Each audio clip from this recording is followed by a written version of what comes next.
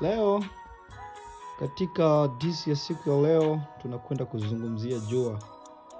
Jua, unafahamu kitu gani kuhusiana na jua ambalo linatupa mwanga wa kuweza kutembea mchana?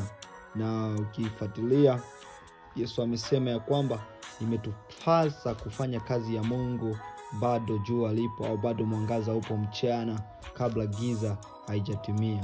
Ina maana jua ni kitu ambacho kinatusaidia kuweza kupata mwangaza, ni kitu ambacho kiumbe ambacho Mungu aliweza kukiumba. Maandiko matakatifu yanahakikisha kwamba jua ni kiumbe ambacho Mungu aliweza kukiumba. Na Biblia inatambua ya kwamba jua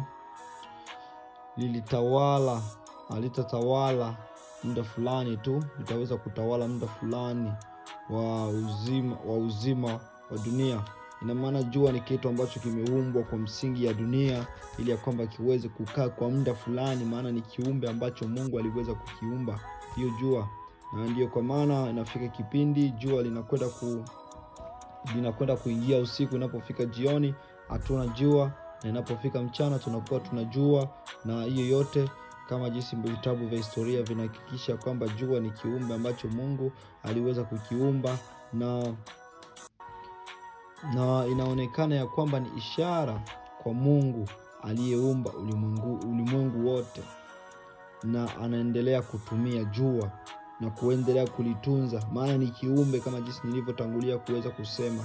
Hata tukitazama katika Mwanzo sura ya 1 na mstari 14-18, Kumbukumbu la Torati 33:13-14, na hata katika kitabu cha Mathayo sura ya 5 na mstari wa 45.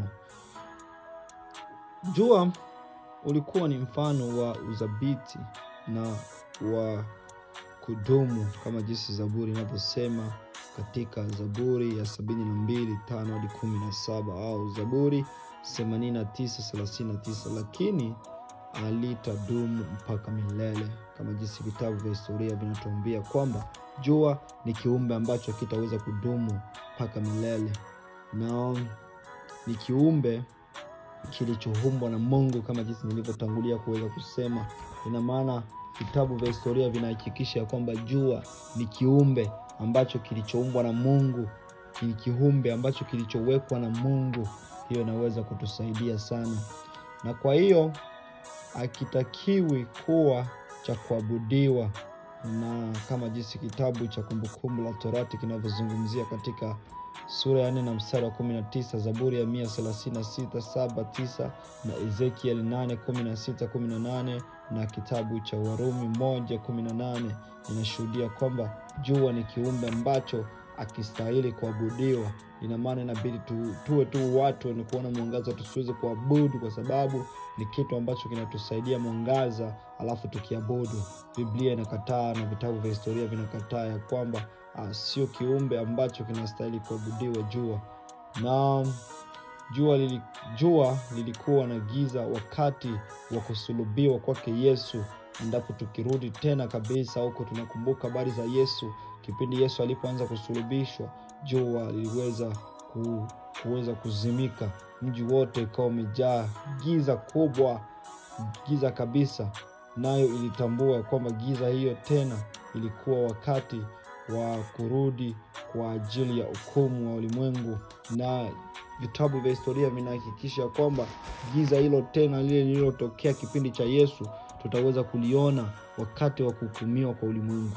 Hivyo ndivyo gisi vitabu vya historia vinahakikisha kwamba jua hilo au giza hiyo tutaweza kuipata tena kipindi cha Bwana Yesu au Mungu atakapokuja kuhukumu ulimwenguni. Hapo ndipo tutaweza kupata giza kubwa. Lakini jua si kiumbe ambacho kinastahili kuabudiwa. Kuna watu ambao wanaabudu vitu, kuna watu ambao wanaabudu milima, kuna watu ambao wanaabudu masanamu, lakini ni Mungu mmoja tu ambaye anastahili kuabudiwa. Nafikia hadi kipindi wanadamu wanaabudu jua, na hiyo sio mapenzi ya Mungu au sio kitu ambacho Mungu anaweza kufurahiwa nacho. Lakini tukumbuke habari za Musa. Kipindi Musa alipopanda mlimani, kule mlimani alipokuwa, watu walianza kuabudu, walianza kuchukua, wakaanza kujiwekea sanamu za kuanza kuabudu. Asanteni sana kwa kuweza kufuatilia hadithi za Biblia katika hadithi inayokwenda kuzungumzia kuhusiana na jua, na Mungu atubariki. Amen.